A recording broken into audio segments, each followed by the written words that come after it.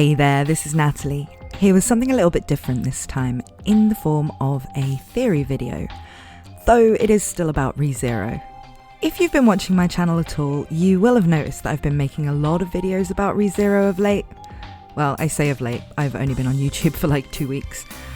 It wasn't my intention to make my anime channel all about ReZero, and I do have a few videos about other series, but I've recently been rereading the web novel ahead of season 2 starting, and it's definitely the anime that I'm currently thinking about in the most depth, and have the most things to say about, so it's coming up a lot. The more I read about the world of ReZero, both within Tappei's own writing and from stuff other fans have put out there, in English at least, because I only speak the really basic weeaboo Japanese, the more mysteries there seem to be that can lead down some big theorising rabbit holes, which I enjoy because it beats thinking about the real world or like figuring out what to do in my own books. The author Tappei Nagatsuki has said officially that there are 3 big mysteries in ReZero, but at the current point in the story, it's not even possible to identify what those are among all the other threads of things that have been introduced. I found myself researching all kinds of stuff to try to decide how I feel about theories I've seen about ReZero on the internet, as well as following some of my own strange ideas about what Tappei may be doing with the story. So I'm going to be making a few videos talking about popular theories, such as whether Sirius is actually Fortuna, and whether Subaru is the Archbishop of Pride, and whether or not I subscribe to those theories myself at the moment, as well as some other ideas I've kind of wondered about that I haven't really seen talked about a lot, which you might be interested in, or you might be able to tell me that I'm completely wrong with. This video is definitely along the lines of strange thoughts I've had about the story myself, and so feel free to tell me what you think or debunk this idea in the comments if you think it's dumb. But the theory I'd like to present to you weebs of the internet is this one. Japan isn't the only country that people in the ReZero world have been isekai'd from, and there have been a lot of people isekai'd. Since my videos have varying levels of spoileriness, I'll just let you know the threat level for this one now before I start dissecting the bowels of this theory. This video contains some lore that hasn't been in the anime yet, but no real plot or character spoilers. So it's safe for anime only fans, as long as you don't mind knowing a detail about Prscilla's Night Owl that was cut from the anime, but was actually revealed in Arc 3 in all other versions of the story. Okay, so if you're okay to keep watching, that detail was not exactly a small one. Owl reveals to Subaru that he too is from Japan, and was brought to the world ReZero takes place in about 18 years before Subaru arrived. We don't know how long that would have been back in Japan though, as Subaru doesn't know what year it was when Owl was taken, and Owl has amnesia, so may not be able to answer that anyway.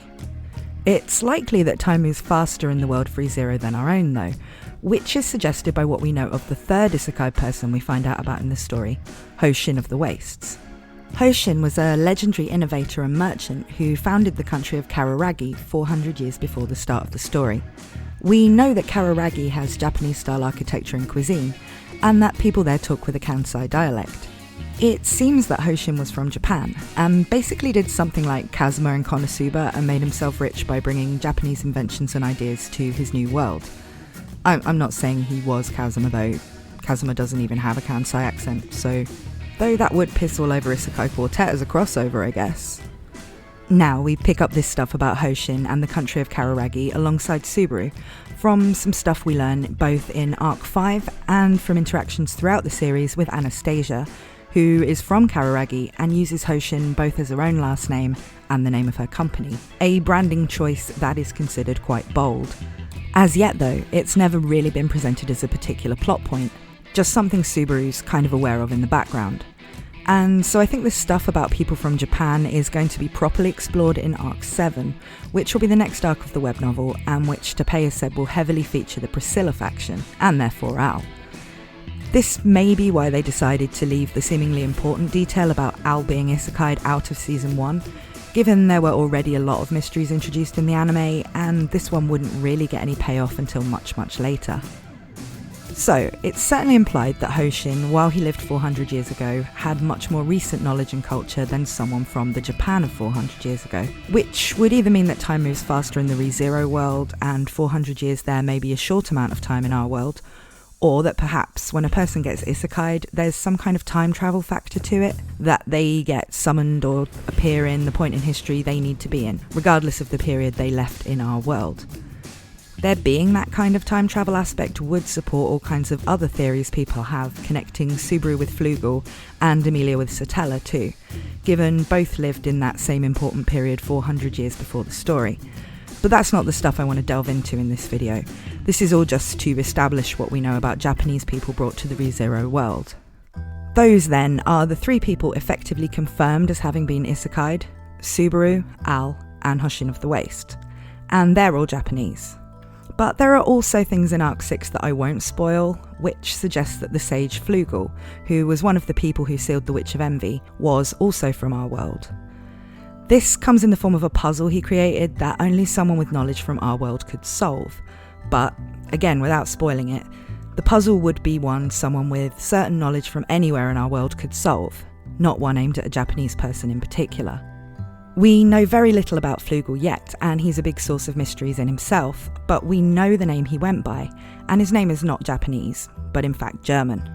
This is just one of the many things that makes me wonder if there may have been people isekai'd from other parts of the world, and not just Japan. Now, Flugel's name may not have been his original name before being isekai'd, if he actually even was. It's unlikely that Al, who we know is Japanese, was called Aldebaran by his parents after all, though the meaning of his name is a topic for another theory video. But consider this. Subaru is a super genre-savvy guy. He knows right off the bat that he's been isekai'd into a typical fantasy world. I mean, if you consider what he sees when he imagines a winter shogun in the Memory Snow OVA, which is an image that has darkness and aqua in it, as more than a cool Easter egg for fans, it could be understood that pre-isekai Subaru even watched Konosuba, and presumably a ton of other anime and games with general fantasy settings. The architecture and stuff he sees in Lugnica and the names of the humans he meets fit with his idea of a fantasy isekai setting, and so he only notices something as being like his old world when it seems Japanese. We, the readers or viewers, are the same, because those are the conventions we expect in an isekai anime. But if you look at it another way, if Japanese architecture was brought to the world by Hoshin, did someone European bring the kind of architecture Subaru sees in the capital? Does the Mathers family mansion look like the manor of an English aristocrat because someone British designed it? Did names like Emilia and Fortuna find their way into this world through isekai'd Italians, and Wilhelm and Reinhard from Germans? Lugnica itself is apparently a place in Poland. Now, sure, characters have got to be called something in a fantasy setting, and I've been known in my own books to say, give people from one culture Danish names and another Portuguese names or whatever, for no reason other than to give a coherent sense of my made-up nationalities of made-up people having different cultures. And often authors dealing with fantasy settings just use names that have the right feel, regardless of their real-world meanings or origins.